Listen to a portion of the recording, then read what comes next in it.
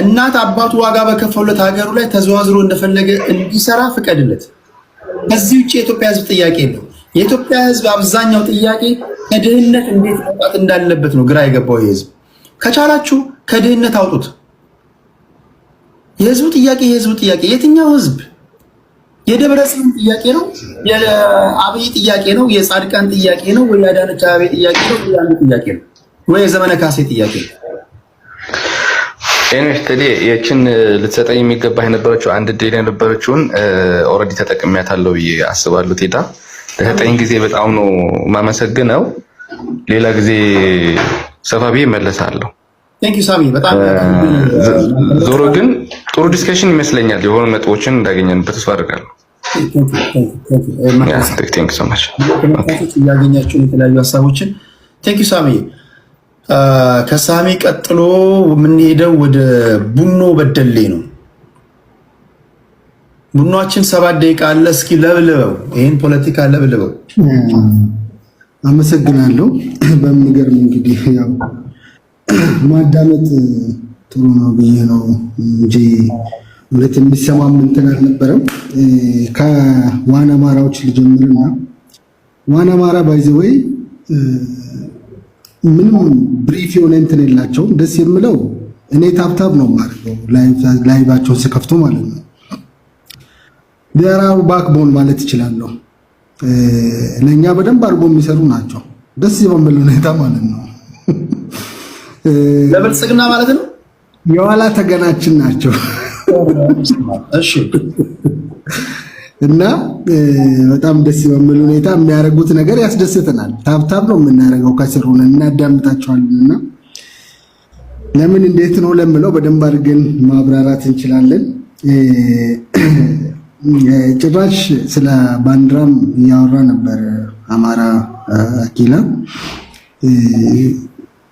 ስለ ባንዲራ ብዙ ማለት ይቻላል፣ ግን ቱ ቢ ሆነስት እንደ ጠቅላይ ሚኒስቴሩ ጥላቻችሁ የእናንተ ጥላቻ እስኪ ምን አይነት ጥያቄ ነው አላችሁ? ህዝብ የሚያምንበት ምን አይነት የሁሉና ትግል ላይ ነን ነው ሙሉ ሁሉና ማለት ቃሉ ራሱ በደንብ አድርጎ መዘርዘር የማይችሉ ናቸው። ባይዘው እነዚህ ቡድኖች እኔ ቴዲ አንተም በጣም ፎከስ አድርገህ የምትናገረው ነገር አማራ ጥያቄ አለው።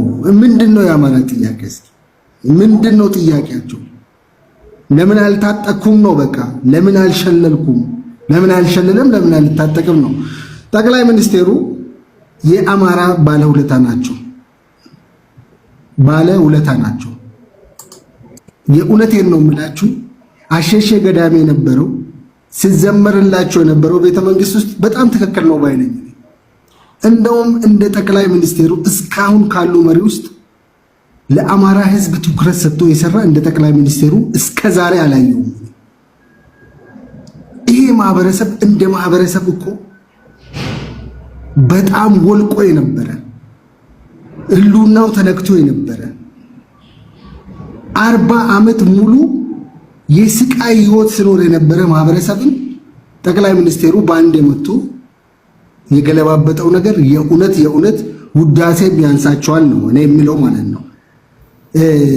እንደውም ሌሎቹ እኮ ቅሬታ ያቀርባሉ ጠቅላይ ሚኒስቴሩ ለአማራ እንዳደሉ አድርጎ ማለት ነው። እንደዛ ባይሆንም ማለት ነው። እናንተ ግን እዚህ ላይ አገዛዙ ነው እንትናችን ነው የምትሉ። ይሄን በደንብ አድርጎ መግለጽ ይቻላል። ይሄን ካለን ጊዜ አኳያ ነው። ቴዲ ወደ አልከው ስመጣ አጀንዳ ይፈጥሩና ያጣሉናል። በዛው አጀንዳ ፈጥሮ ያስታርቁናል ነው ያልከውና እነዚህ እነማን ናቸው ለምለው አጀንዳ የሚፈጥሩት አሉ። ቶቢ ሆነስት ማለት ለምሳሌ ከመረት ተነስቶ ከጠቅላይ ሚኒስቴሩ ይልቅ እኔን የምቀርበኝ ከአብይ ይልቅ የምቀርበኝ ልደቱ ነው ይላል። አዎ ልደቱ ይቀርበዋል፣ ትክክል ነው። አብሮ ነው ያሉት፣ ዩሮፕ ውስጥ ነው ያሉት። ጠቅላይ ሚኒስቴሩ 4 ኪሎ ነው ያለው። ጠቅላይ ሚኒስቴር የሀገር መሪ ነው። አጀንዳ ክሬት ያደርጋሉ። እንደዚህ ያደርጉ። ጠቅላይ ሚኒስቴሩ የሀገር መሪ ነው። እነሱ አንድ አይነት ተቃዋሚ ፓርቲ እና የሽብር ቡድኑን የሚያግዙ ናቸው። ስለዚህ ለልደቱ የምቀርበው ጀዋር ነው፣ ለጀዋር የምቀርበው ልደቱ ነው። እውነት ለመናገር ከሆነ ማለት ነው። በዚህ ላይ ይሄን እየተዳሩ እየተጋቡ ህዝቡን የሚያጋጩ ህዝቡን ድንብርብር ለማውጣት የሚሞክሩ እንደዚህ አይነት አክቲቪስቶች አሉ። አንድም ጠንካራ የሆነ የማህበረሰቡን ህልውና የማህበረሰቡን ጥያቄ ቅቡልነት ያለውን ጥያቄ ይዘው የሚንቀሳቀስ አክቲቪስት እኔ እስከዛሬ አላየሁም። አንድም ሰው አላየሁም እስከዛሬ። ወይ የተሰረቀ ሐሳብን ነው የሚያሸራሽሩት፣ ካልሆነ ደግሞ የተላላኪነት የባንዳነት ስራቸውን ነው የሚሰሩ። ባይዘወይ ቴዲ ሰምተሃል አይደል? መንግስት አንዱ ቶሮንቶ ነው የተመረጠው። ፒስ ፎር ናሽናል ዲያሎግ ማድረግ አለባቸው፣ ብሔራዊ መግባባት። ከዚህ በፊት ነግሬ ነበርና ይሄ ነገር እንደሚጀመር ተናግሬ ነበርና ያ አሁን ኦልሬዲ ኦፊሻሊ እየተጀመረ ነው ያለው። እዛ ውስጥ በደንብ አድርጋችሁ ተሳተፉ። እስኪ ይሄን እንስማ። እስኪ በጣም ኮንስትራክትድ ሆነ የሰበሰባችሁትን ሐሳብ በደንብ ማዳመጥ እንፈልጋለን። እኛ ሀገር ውስጥ ያለን መሬት ላይ ያለን ከማህበረሰባችን ጋር ያለን ወጥተን ማህበረሰቡ ጋር ሰፈር ለሰፈር የምንሰራ ህዝባችን ጋር አንገታችንን አጎንብሰን ኮሪደር ልማቱን የምንሰራ እየለፋን ያለው ከማህበረሰቡ ጋር እንስማችሁ። እስኪ ምን እንደምታመጡ እስኪ ምን አይነት ሐሳብ ነው የምታመጡ ለኢትዮጵያ? እናንተም የእናንተ ብርቃችሁ ከአንድ ወይ የሆነ የጣሊያን ወይ ከእንትን ዘበኛ ጋር ፎቶ ተነስተ መፖሰት ነው። እኛ ደግሞ ከተራበው ህዝባችን ጋር ሰቆቃ ላይ ያለው ህዝባችን ላይ ከራብ ለማስወጣት ለተቀን አንገታችንን ደፍተን እየሰራን ነው ያለነው። ይሄ ህዝቡ መስካሪ ነው። እስኪ ቴዲ እኔ መማር እፈልጋለሁ ስለ ወልቃይት ጠገዴ፣ ስለ ራያ፣ ስለ እንትን ተው። እሱ አንተ ቀደም ተናግራል፣ ራስህ ጨርሰኸዋል። እሱ ህዝበ ውሳኔ መደረግ ባለበት ህዝበ ውሳኔ ነው። ከወልቃይቴ በላይ ትግሬ መጥቶ ወልቃይቴ የአማራ ነው ማለት አይችልም። አማራም መጥቶ ከወልቃይቴ በላይ የኔ ነው ማለት አይችልም። ወልቃይቴ የራሱ ከለር ያለው የራሱ አክሰንት ያለው ማህበረሰብ ነው። መፍትሄውም በጣም ቀላል ሊሆን ይችላል የዚህ ችግር መፍታት። ግን ምንድን ነው የምታመጡት ሐሳብ የሚለው እዛ ላይ መስማት እንፈልጋለን። ከዛ ውጪ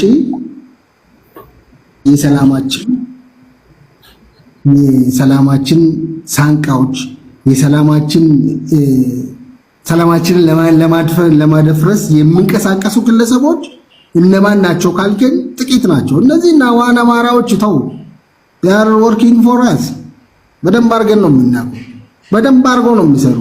ደብና አድርገው ማለት ነው። እንዴት ነው እየሰሩ ያለው ደግሞ ፀሐይ ሞቀ ህዝብ ያውቀው ነው። ለኛ አሁን እሱ ነገር ሲያደብስበስ አትለፈው። ለኛ ነው የሚሰሩት ካልክ በምን ጉዳይ ተስማምታችሁ ነው የሚሰሩት?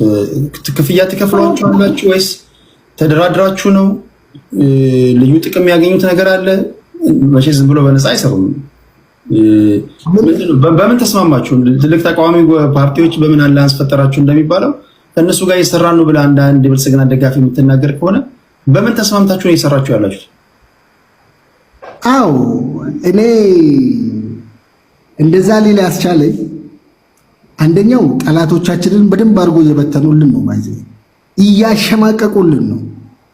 ጠላቶቻችንን ማለት ነው እንዳይንቀሳቀስ እያደረጉ ነው። በእንትኑ ወጥሮ ይዞ ማለት ነው፣ በሚዲያ ፕሮፓጋንዳ ይዟቸው። እኛ ደግሞ የምንፈልገው ጠላታችን እንዲበተን ነው፣ ማጥፋት ነው የምንፈልገው። ጠላታችን እንዲከስም ነው የምንፈልገው። እዚህ ላይ በደንብ አድርጎ የአንበሳው ሚና እየተጫወቱልን ነው።